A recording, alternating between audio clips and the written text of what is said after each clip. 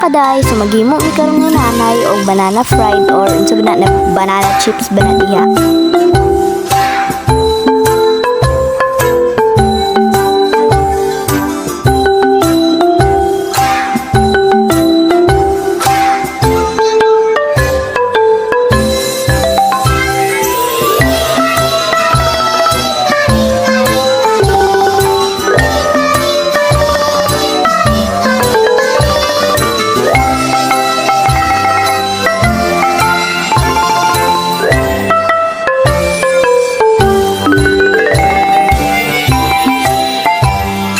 Og diha, gihipos na nako tong mga panit sa saging og ako na ning ilabay sa basurahan kay ug dugay pud ko na human diha bay kay mga kay daghan manggod kay na basura lisod. Ug diha dapita hapit na ko mahuman og panghipos ana mga basura nga panit sa saging.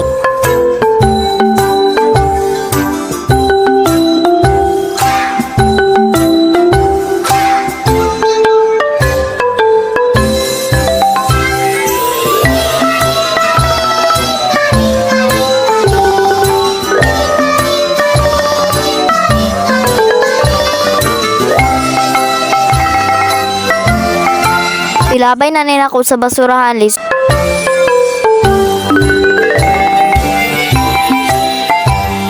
Ug humana na nabutang na nato sa basurahan mo adto na ta. Ug mao na ni ang lutuon na ni saging ni nanay. Munitanan ug nay bata nagingon siya hay. Niya gisugo na siya silig, nanilhi grabe kabutan bay. Nax. Ay wow, tagaan ko kwarta ni nanay. Ay, palit man day nig uwil di ay. So magpalit na tag uwil guys, sabrihan lang ni natong pertahan lisod pod. Lakaw na ta og murag medyo ulan-ulan man din sa amo agamay guys kay hapon-hapon naman. Ug kanay nagpalit na kog uwil din nga 1/4. Mana nakapalit na pud ko din ni guys, so pauli ay nataan ni nadapita guys. Muli na ta. Tag na day na ako kananay ana ang uwil ug mao na. Lutuon na ni nanay, tan-awa lang ninyo guys. Lutuon ni nanay ug grabe kay kalami ni siya guys. Tara guys oh. Wow, ang lami-lami. Grabe kay nakalami guys. Dali ra pud na siya maluto kung uga.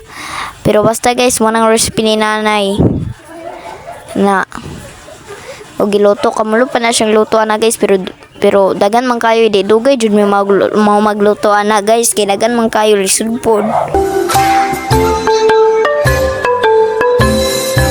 O giasukaran na pud nila ako kay ingon man si nanay asukaran kilami manigday asukar crispy pa jud sumo jud ni among merienda kada udto jud guys. Gidagandaganan lang na ako kay para tamis.